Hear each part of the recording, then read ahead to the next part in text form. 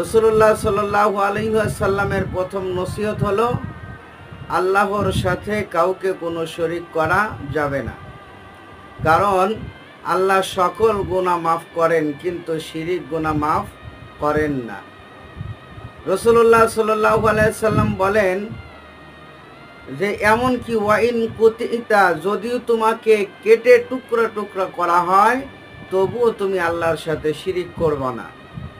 এরপরে রসুল বলেন ওয়া হুররিকতা, অথবা যদি তোমাকে আগুনে পুড়িয়েও মারা হয় তবুও কখনো আল্লাহর সাথে শিরিক করবে না। দেখেন কত বড় গুরুত্বপূর্ণ কথা আল্লাহ রসুল বললেন, যে যদি আগুনে পুড়িয়ে ফেলা হয় অথবা তোমাকে কেটে টুকরা টুকরা করা হয় তবুও আল্লাহর সাথে কাউকে কখনো শরীক করা যাবে না। এরপরে 2 নম্বর নসিহত করলেন,